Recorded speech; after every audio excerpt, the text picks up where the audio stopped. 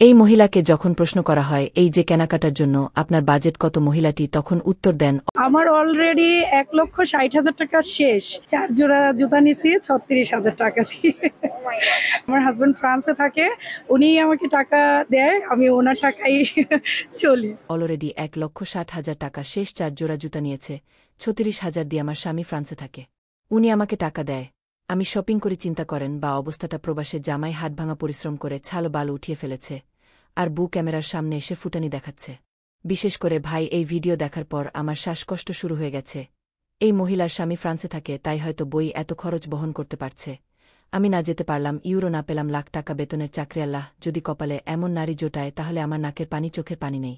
আপনাকে যখন প্রশ্ন করা হলো আজকে কত টাকা নিয়ে এসেছেন শপিং করার জন্য, আপা মনমরা হয়ে উত্তর দিল, আজকে 2 লক্ষ টাকা নিয়ে এসেছে। দেখি কি হয়। আপনার ভাবসাব দেখে মনে হচ্ছিল আপা 2 লক্ষ টাকা এনেও খুশি না। না মানে আমি বুঝি না, ভারতের দাদারা কোনো হিসাবে বাংলাদেশকে কাঙাল দেশ বলে, আমাদের দেশের হাটে বাজারে একটা করে আম্বানি আদানি পাওয়া যাবে। এই সব ভিডিও দেখে আমার বন্ধু বলছে, আমার সাদা মনে কাদা নাই, আমার সহজ কথা দরকার পড়লে সারা জীবন বহু বিধবা থাকব, তারপরে সব উচ্চবিলাসী সম্পন্ন কোনো নারী আমার জীবনে আসো।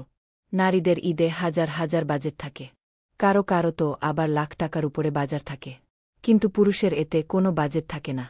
সাংবাদিক যখন কিছু বাবাদের কাছে গিয়ে জিজ্ঞেস করল ঈদে নিজের জন্য বাজেট কত, পার্সোনালি ছেলেরা কিছু রাখে না মনে হয়, ছেলেদের কোনো বাজেট হয় না, ছেলেদের একটা পাঞ্জাবি একটা পায়জামা হলে যথেষ্ট। তো তখন সকল বাবারাই একটাই উত্তর দিয়েছেন, নিজের জন্য কোনো বাজেট নেই।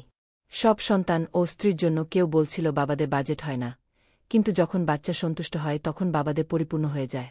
আর কেউ বলছিল যে দিন থেকে ইনকাম করা শিখেছি, সেদিন থেকে ঈদের সময় নিজের জন্য কেনাকাটা করি না।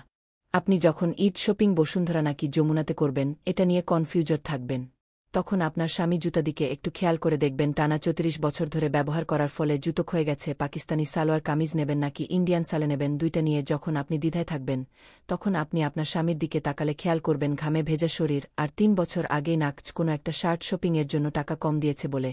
আপনি যখন গাল ফুলিয়ে বসে থাকেন, তখন একটু আলমারিটা খুলে দেখবেন, পুরো আলমারি জুড়ে আপনার সব কাপড় চোপড়। আপনার স্বামীর কাপড় হাতে গোনা কয়েকটা মিলিয়ন থেকে 10,000 টাকা দিয়ে পাঞ্জাবি কিনে।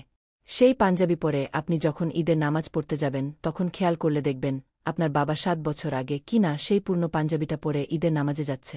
ঈদে যখন বাবার কাছে আইফোন কিনে দেওয়ার বায়না ধরেন, তখন বাবার হাতে থাকা ফোনটির দিকে একটু তাকালে দেখবেন ফোনের ডিসপ্লে ভাঙা, ব্যাক কভারটা অনেক পুরনো হয়ে গেছে।